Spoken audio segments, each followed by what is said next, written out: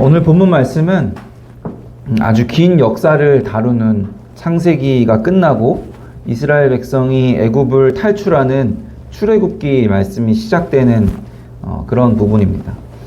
창세기 분량이 워낙 방대하기 때문에 창세기에서 어떤 말씀들이 있었는지 기억하기 어려우신 분들이 많을 것 같아요.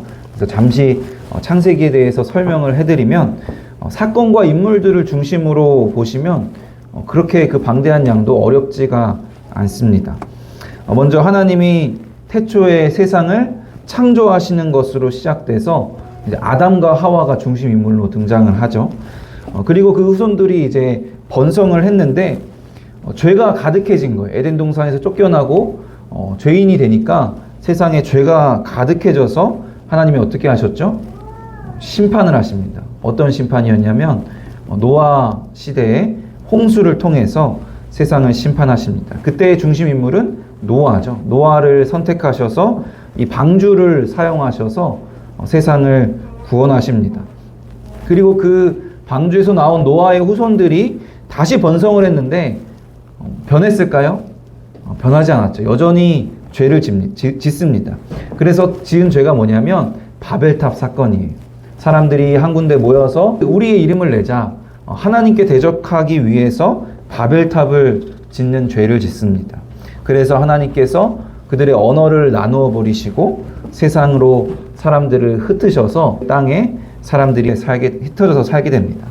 그런데도 계속 흩어져서 죄를 지으니까 하나님이 이 문제를 궁극적으로 해결하고 하나님의 나라를 세우시기 위해서 한 사람을 택하시죠. 그 한 사람이 여러분들이 잘 아시는 아브라함입니다.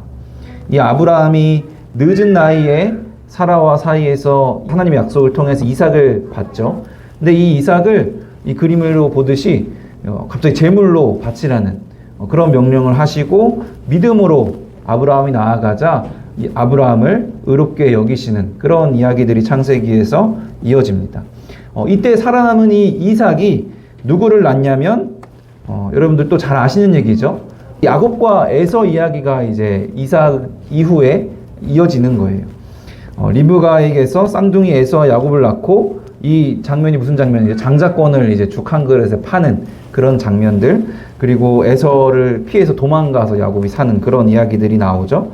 그리고 이 야곱의 이름을 뭐라고 바꾸시냐면 이스라엘로 바꾸시고 12아들을 주시는데 이 12아들이 후에 오늘 이제 저희가 이 본문에서 읽었던 12아들이죠. 12지파가 됩니다.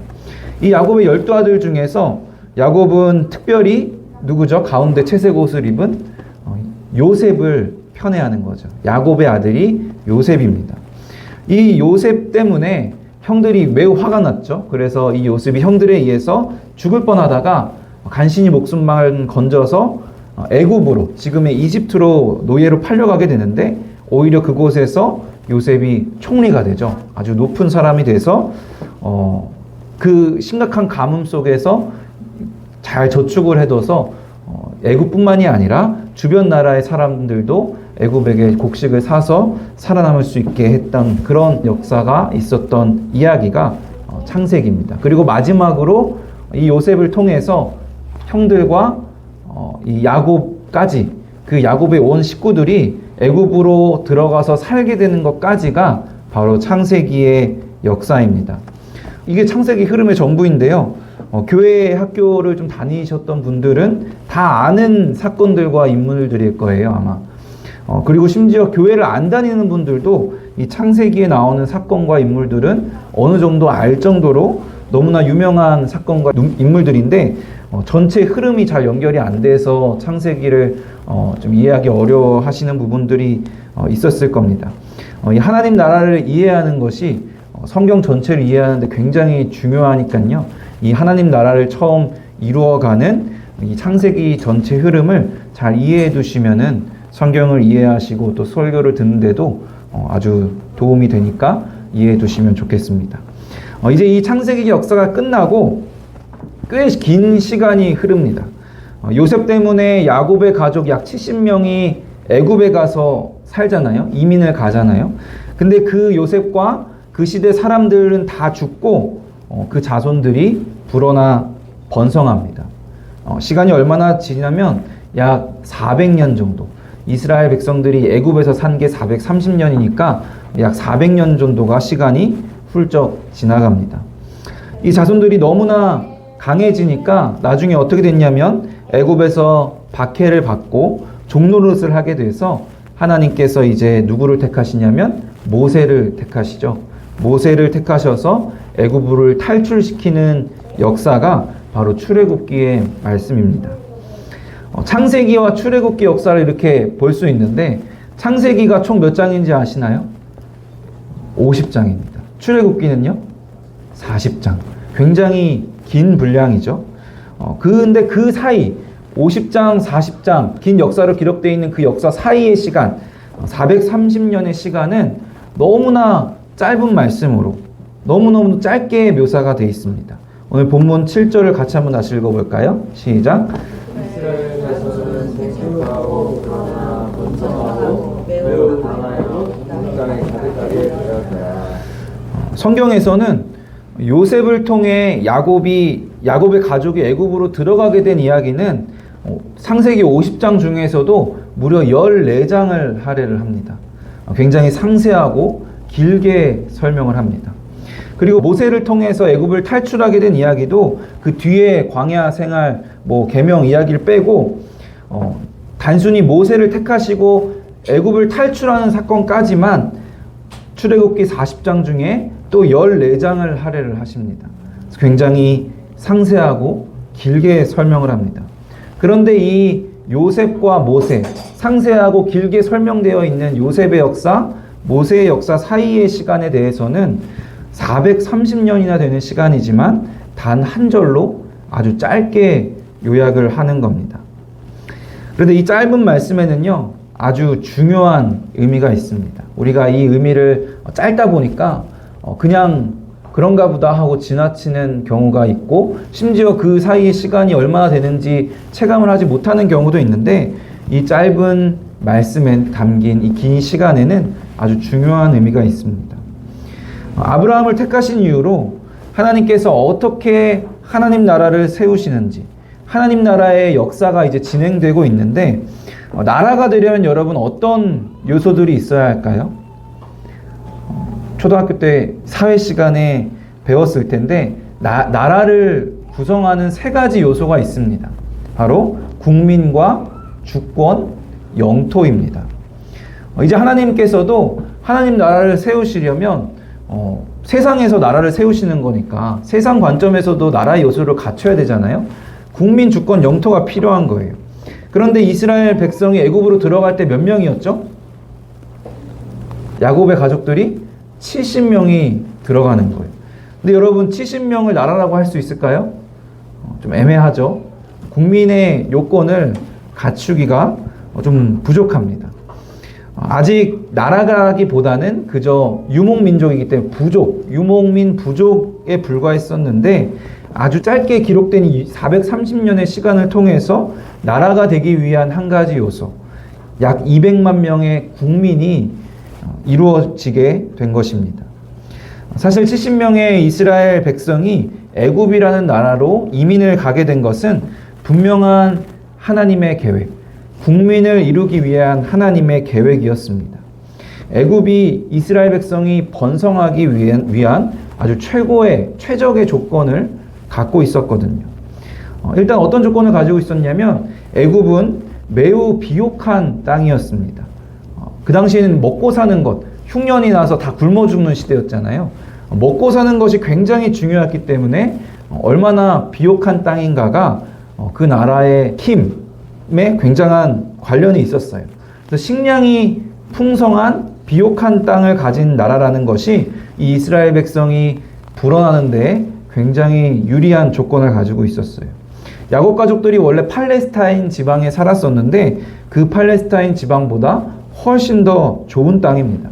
그래서 지금도 세계지리를 배울 때 이집트 땅을 지금도 세계에서 가장 큰 삼각주, 그 나일강이 흘러가다가 지중해로 들어가기 전에 유속이 느려지니까 아주 비옥한 그 영양분을 머금은 토양이 강 하구에 쌓이는 삼각주가 발달이 돼서 아주 비옥한 토지를 이루게 됩니다. 야곱의 가족들이 계속해서 팔레스타인 지방에 그대로 살았으면 짧은 시간에 그렇게 번성하는 것이 현실적으로 어려움이 있었을 텐데 애굽 땅에 정착했기 때문에 이스라엘 백성들이 그렇게 빠른 시간에 번성하기에 가장 좋은 환경이었습니다. 또 한 가지 중요한 것은 애굽 사람들이 유목민을 싫어한다는 것이었어요. 창세기 46장 34절 같이 한번 읽어보겠습니다. 애굽 사람은 목축을 가증히 여기나니 당신들이 고센 땅에 살게 되리이다. 이 요셉이 너무 귀한 일을 하니까 바로 왕이 파라오가 이 가족들을 너무 귀하게 여기고 데려오긴 했는데 애굽 사람들은요 비옥한 땅이니까 농사를 짓잖아요.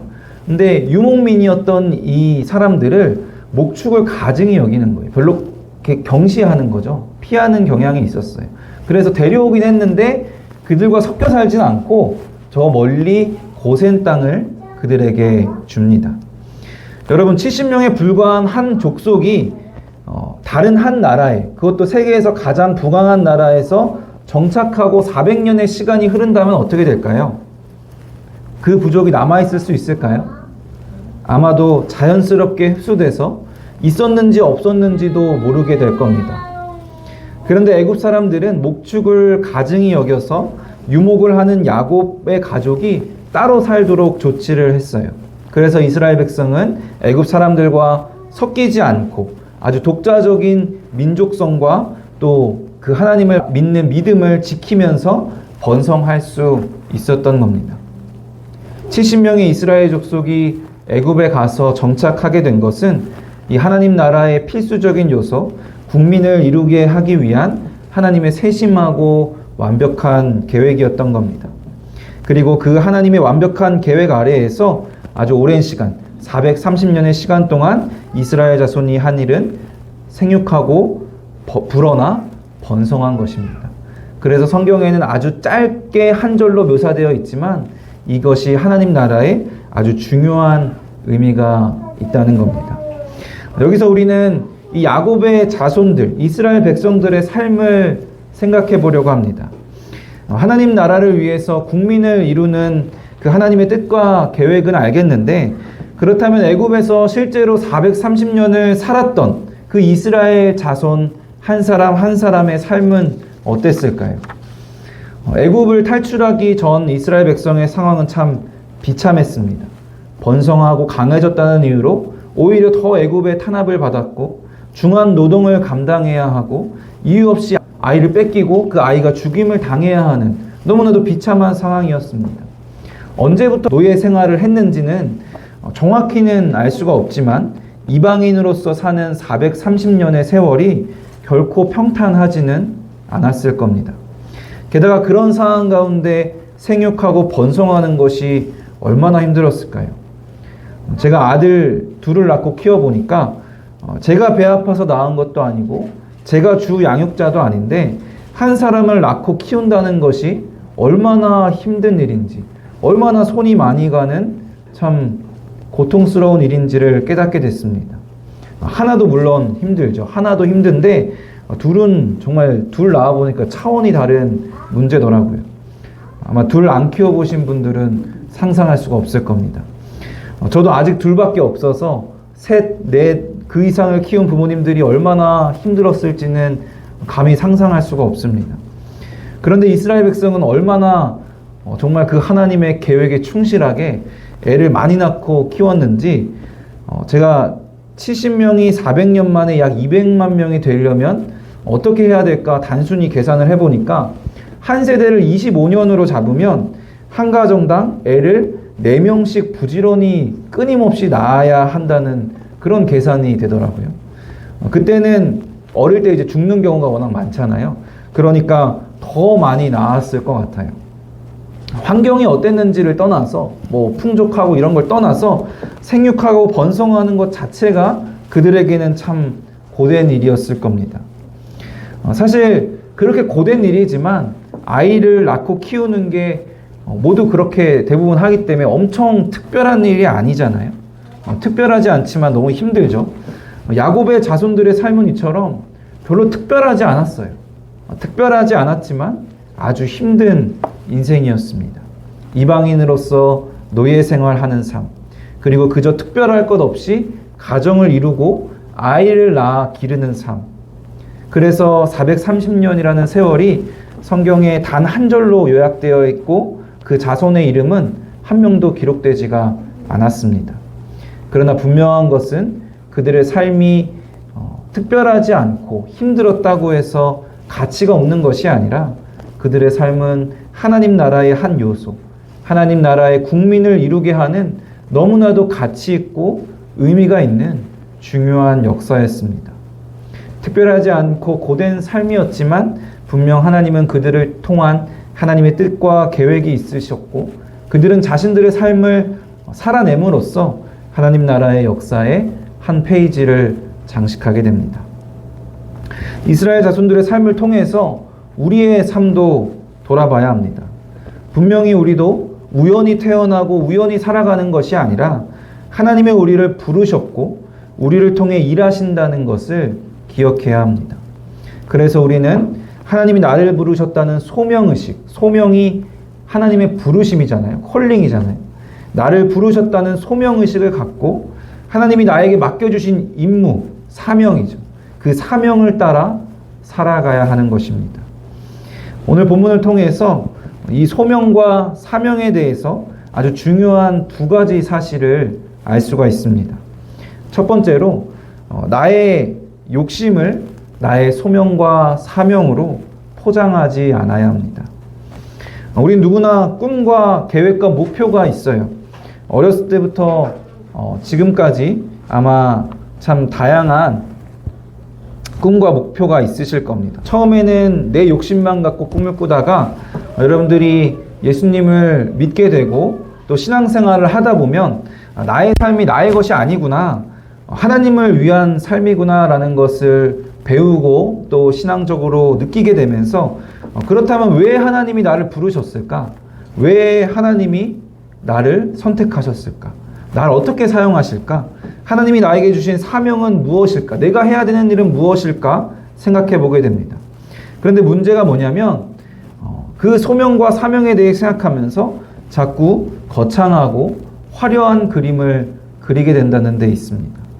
내가 특별한 존재이기 때문에 내가 뭔가 특별하고 엄청난 일을 해야 된다고 생각하곤 합니다. 물론 특별하고 엄청난 일에 대한 기준이 시대가 지나면서 많이 바뀌긴 했어요. 예전에는 워낙 성공지향적이었기 때문에 사람들에게 인정받는 직업을 갖고 큰 성공을 거두고 돈을 많이 벌고 명예를 얻는 것이 화려한 일이었다면 요즘에는 내가 좋아하는 직업, 내가 하고 싶은 것, 내가 기분 좋게 워라밸을 지키면서 복지도 잘 누릴 수 있는 일을 하는 것이 내가 특별하고 엄청난 일을 하고 있다라고 느끼게 하는 것 같아요. 기준이 어떻게 됐든지 하나님이 나를 부르신 이유, 하나님이 나에게 주신 사명에 대해 고민하고 또 그대로 살아가면서 본질적으로는 내 욕심을 따라가고 있다는 데 있습니다. 나의 욕심인데 결국에 내 마음대로인데 그것이 하나님의 소명, 하나님이 주신 사명이라고 자꾸 포장하고 있는 우리의 모습이 있습니다. 누구나 쉽게 빠질 수 있는 죄의 유혹입니다. 저같이 교회를 위해 헌신하겠다는 목사가 더 이런 유혹에 쉽게 빠지는 것 같아요. 하나님의 뜻과 계획이라고 나를 목사로 부르셨고 나를 통해 하나님 나라를 이루실 거라고 그렇게 소명과 사명을 갖고 따르는 것이 아니라 포장만 그렇게 하고 어떻게 하면 이 교회에 사람을 모으고 교회를 좀 키울 수 있을까? 어떻게 하면 좀 사람들이 나를 신실하고 좋고 훌륭한 목사로 볼 수 있을까? 어떻게 하면 내가 목회하면서 좀 편하게 좀 부족함 없이 먹고 살 수 있을까? 잠깐이라도 긴장을 늦추면 제가 죄인이기 때문에 이런 생각들이 저를 잠식하곤 합니다. 나의 욕심이 아니라 정말로 하나님의 뜻과 계획만 바라본다면, 정말로 나보다 하나님 나라를 바라보고 하나님의 소명과 사명만을 생각한다면 우리도 오늘 본문의 이스라엘 자손과 같을 수 있다는 사실을 우리는 깨닫게 됩니다.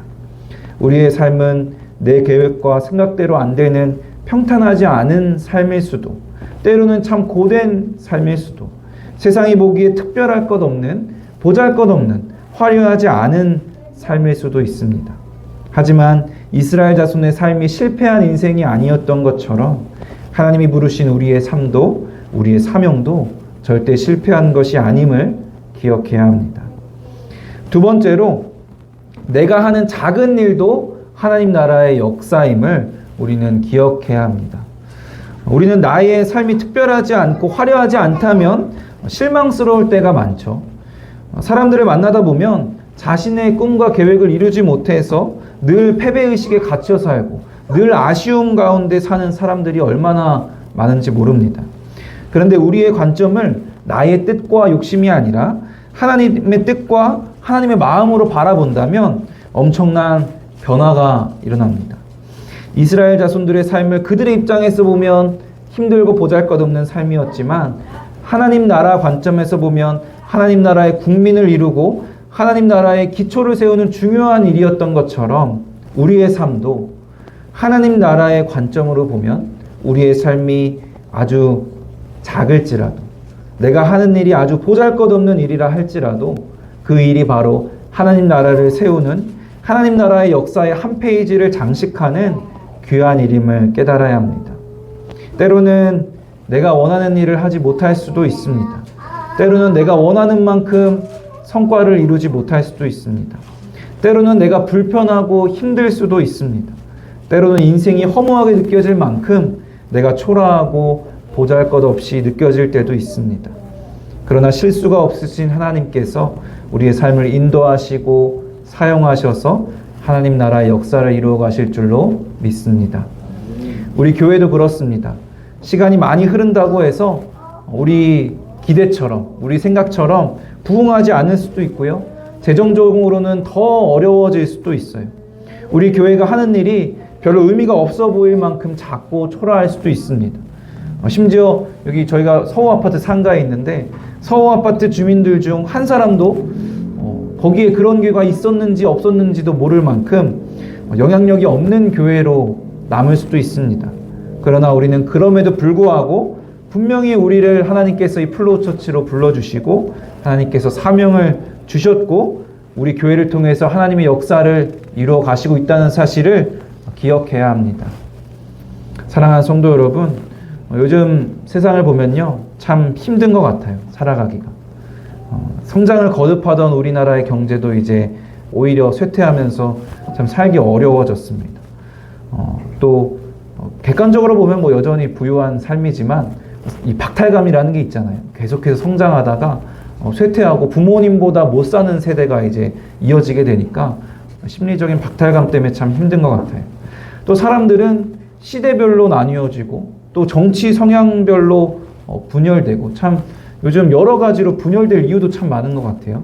사회가 참 그렇게 분열되고 혼란스럽습니다. 각자 이렇게 혼란스럽다 보니까 어떤 기준도 없이 그냥 내 생각대로, 내 마음대로 사는 것이 그나마 가장 가치 있고 의미 있다고 생각하는 시대가 됐습니다. 그리고 무엇을 위해 살든지 모습들은 다르지만 잘 살펴보면 결국 궁극적으로는 쾌락에 중독되어 살아가는 시대입니다. 살기 참 힘들고 혼란스럽고 혼탁한 시대일수록 우리가 지난주에 나눈 말씀처럼 더 이상 어린아이와 같지 않고 세상 풍조에 밀려 요동하지 않는 우리가 되기를 소원합니다. 그렇게 요동하지 않기 위해서는 우리가 오늘 함께 나눈 말씀처럼 소명과 사명을 분명하게 붙들어야 합니다. 이런 세상에 하나님께서 우리를 부르셨다는 분명한 소명의식을 갖고 이런 세상에서 하나님께서 하나님 나라를 위해 우리를 사용하신다는 사명감으로 살아가야 합니다. 비록 내 삶이 나의 욕심대로 채워지지 않아서 화려하지 않고 특별하지 않고 힘들고 어려울 수 있지만 내가 하는 아주 작은 일, 또 그때그때 선택하는 작은 믿음의 선택의 순간들이 하나님 나라의 역사를 이루어가는 귀한 순간들임을 믿고 지금 나에게 주어진 삶에 최선을 다하고 고난도 감당하며 이겨내는 저 여러분 되시기를 주님의 이름으로 축원합니다.